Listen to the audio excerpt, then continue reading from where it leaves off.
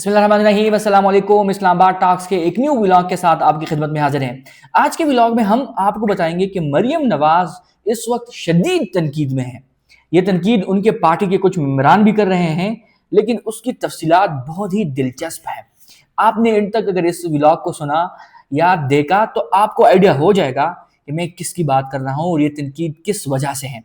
इसके अलावा वजीर दिफा जो है वो खुलकर बगावत पर आए हैं, और जिस तरह मरियम नवाज के बेटे की शादी हुई है, उसने मरियम नवाज और नवाज शरीफ साहब को करी करी सुनाई है।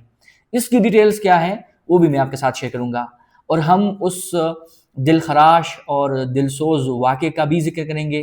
मैं बात कर रहा हूँ सानेहा गुल प्लाजा, उसमें कहाँ पर गलतियाँ हुई और क्या हुकूमत के पास इतनी गुंजाइश थी कि वो इस पर जो अमवात हुई है या जो नुकसान हुआ है उस पर काबू पा सकती, ये डैमेज होने से पहले।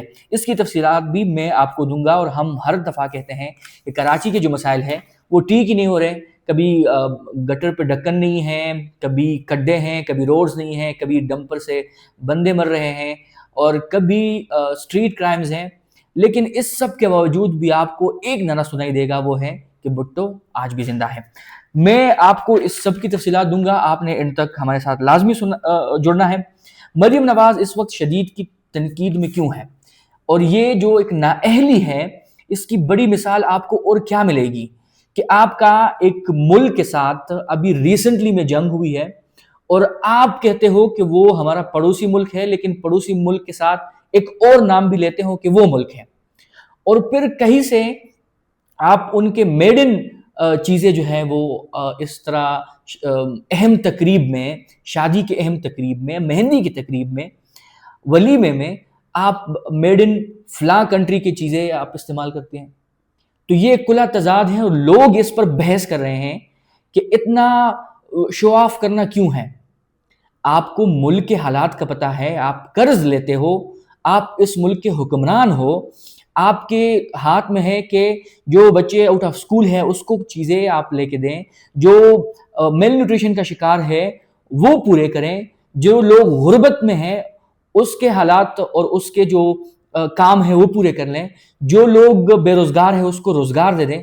इस सब के बावजूद इतनी महंगी शादी कौन अफोर्ड कर सकता है? अल्लाह ने आपको बहुत माल दिया है। जो लोग कहते हैं हम उस पर नहीं जाएंगे कि ये किसका पैसा है, क्या है क्या नहीं है, लेकिन आप एक सादगी का मिसाल तो कायम कर सकते थे। हमें ये बता सकते थे कि इतने अमीर होने के बावजूद भी मुल्क के जो हालात हैं, इकोनॉमिक कंडीशन है, सिक्योरिटी हालात हैं, तिरा से लोग नकल मकानी कर रहे हैं, वहां पर जो सिक्योरिटी हालात हैं, अफगानिस्तान के साथ आपके बॉर्डर क्लोज हैं, वहां से आप कहते हैं कि जिधर दहशतगर्दी हमले होते हैं, फिर उसी में आप दूसरी शादी पे, और ये बहुत ही पर्सनल मैटर है कि शादी पे आप जितना भी पैसा उड़ाएं, लेकिन जब आप वक्त के हुक्मरान हैं और आपको पता है कि आपके हाथ में है कि आप लोगों के हालात बदलने के लिए जदोजहद करें और आप फिर नहीं करते, और उसके बावजूद या उसके बरक्स आप अपनी ज़ाती खुशियों पर इस तरह पैसा लुटाते हैं, तो जो लोग देख रहे हैं वो उन पर क्या बीती होगी। दूसरा, इसके अलावा जो 10 मिलियन के राउंड अबाउट फिगर्स हैं, जो 35 साल के अबव एज के खवातीन शादी की मुंतजर हैं, और वो क्या उनकी गुर्बत है, महंगे रस्म रिवाज हैं, जहेज की चीज़ें हैं। तो आहिस्ता आहिस्ता हमने इन चीज़ों को कम करना है। एक पैगाम आप दे सकते थे, लेकिन नहीं, आपने क्या किया, आपने महंगी तरीन शादी की। लोग पड़ोसी मुल्क के एक अमीर तरीन शख्स है, वो कहते हैं जी उन्होंने भी तो की, वहां पे तो कुछ इस तरह नहीं हुआ। ठीक है जी, वो बिलियनियर है, लेकिन वो हुक्मरान वक्त नहीं है। आपके पास फेडरल गवर्नमेंट भी है, आपके पास पंजाब गवर्नमेंट भी है, इसके बावजूद आपने जो हरकत की, इससे लोग आपको अच्छे अल्फाज में नहीं याद कर रहे हैं।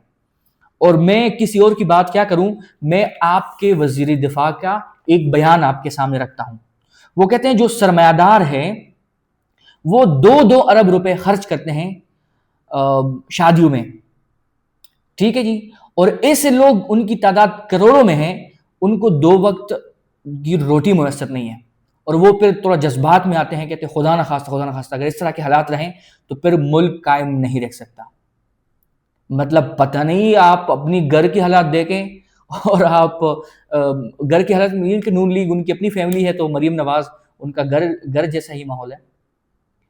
اور پھر وہ کہتے ہیں کہ جب اس طرح کی غیر متوازی چیزیں ہو جائیں تو پھر سیکیورٹی اور اس طرح کے مسائل رہتے ہیں. تو ہم نے تو یہ سنا تھا کہ وزیر دفاع جو ہے وہ کسی اور کے لیے اس طرح کی باتیں کر رہے ہیں، لیکن جب نون لیگ کی باری آئے اور نون لیگ کے اپنے لاڈلوں کی باری آئی تو پھر ہم نے دیکھا کہ جی کیا ہو رہا ہے. اور ہمارے ایک سینئر صحافی وہ تو یہاں تک کہتے ہیں کہ آپ بغض میں یہ باتیں کرتے ہیں. ٹھیک ہے جی، ان کے پرسنل میٹر ہے، وہ جو بھی کریں، لیکن ایک چیز تو واضح ہے نا کہ آپ اس وقت کے حکمران ہیں. میں پی ٹی آئی کا اور تحریک لبیک کا اور نون لیگ اور پیپلز پارٹی کا ایم کیو ایم کا وہ بالکل نہیں بتاؤں گا، وہ اس ڈیبیٹ میں بالکل جائیں گے نہیں. لیکن آپ وقت کے حکمران ہیں، چاہیے تو یہ کہ آپ آؤٹ آف سکول چلڈرن کے لیے جو کام ہے وہ کریں. غربت اتنی جو سطح غربت ہے، لوگ اس کا شکار ہے. آپ گراف دیکھیں تو آپ کو 52% 51% لوگ ملیں گے جو 2 وقت روٹی جو ہے افورڈ نہیں کر سکتے. اس کے علاوہ ہنر دیکھ لیں، ایجوکیشن دیکھیں، ہیلتھ دیکھیں، اور اس سب کے باوجود جب ہم بات کرتے ہیں تو ہم کیا کہتے ہیں کہ جی بس خیر ہے دیکھی جائے گی، میرے بیٹے کی شادی ہے اور میرے ارمان ہیں اور میں نے بہت سارے کام کرنے ہیں تو پھر کریں. ایک اور امپورٹنٹ ٹاپک ہے وہ ہے سانحہ گل پلازا. کراچی ایم جناح روڈ پر اکانومک ہب کہا جاتا ہے، لیکن وہاں پر جو آگ لگی 34 گھنٹے بعد جا کر آگ پر قابو پایا گیا. اس سے ہمارا جو سندھ میں خصوصاً کراچی میں جو پیپلز پارٹی حکومت ہے اس کا پول کھول دیا. لیکن اس کو صرف پیپلز پارٹی پہ نہ رکھیں، یہ کوئی بھی جماعت ہوتی تو شاید وہ اس طرح ریئیکٹ کرتی. جب تک ان کے اپنے بچے اور اپنی فیملی نہیں ہوتی یہ وہ درد سمجھتے ہی نہیں ہیں.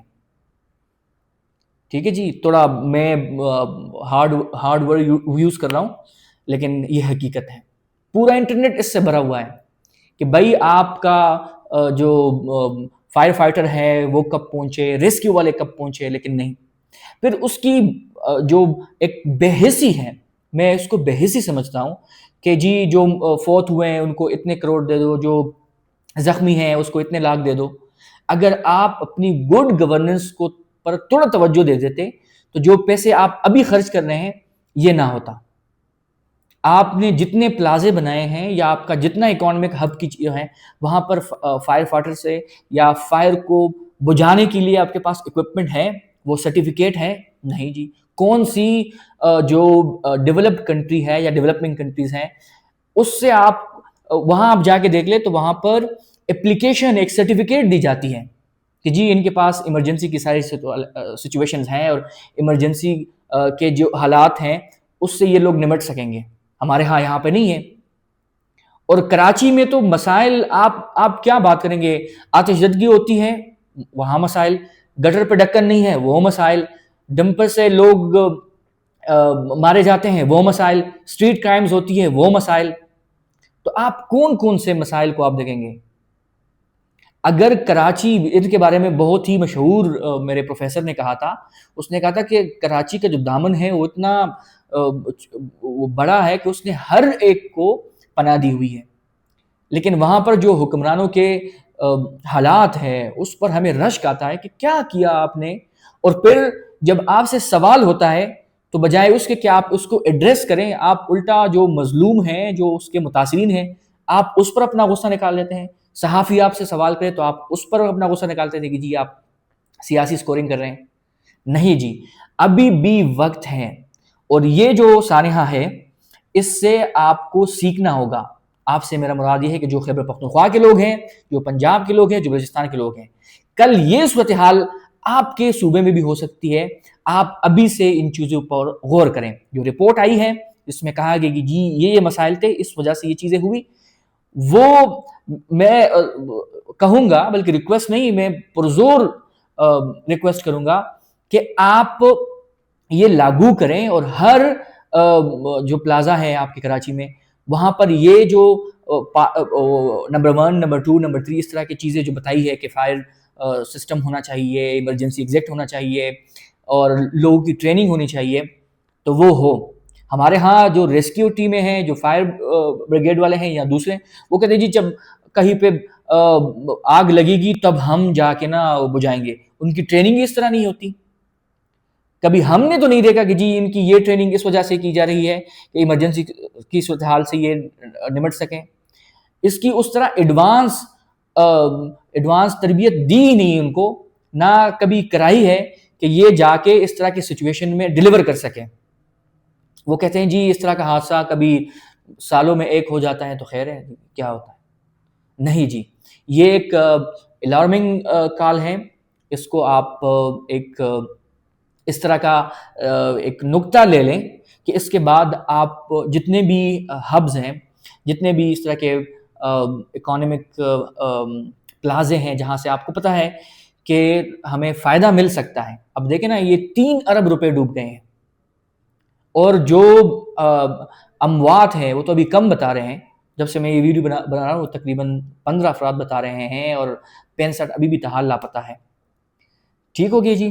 ایک اور جو چیز ہے وہ یہ ہے کہ ہمارے ہاں جب اس طرح کی چیزیں آتی ہے اور اس کے بعد جب کوئی سیاسی ایونٹ ہوتا ہے تو پھر ہم کہتے ہیں جی بھٹو زندہ ہے، بھٹو زندہ ہے. اب آپ نے دیکھی کہ درجنوں اموات ہوئی ہیں یا درجنوں لوگ لاپتہ ہے. جو لاپتہ ہے اس پر بھی لوگ کہتے ہیں جی وہ کرٹیکل ہے، تو اس کو آپ اموات میں ہی کنسیڈر کریں. بہت ہی دکھ سے ایک ولاگ ریکارڈ کر رہا ہوں اور یہ الفاظ کہہ رہا ہوں کہ تھوڑی سی تو ہمیں ان چیزوں کو سمجھنا چاہیے کہ ہم کس سمت میں جا رہے ہیں. اور پھر ہم ہر وقت کہیں گے جی بھٹو زندہ ہے، بھٹو زندہ ہے. بھٹو زندہ ہوگا جب آپ ان کے جو خیالات ہیں، نظریات ہیں، اس پر عمل کریں گے. اس نعرے کو آپ نے عملی جامہ بھی پہنانا ہے. اس پر آپ کی کیا رائے ہے؟ کمنٹ سیکشن میں ہمیں اپنی رائے دیجیے گا. ملتے ہیں آپ کے ساتھ نیکسٹ ولاگ میں، تب تک کے لیے اللہ حافظ.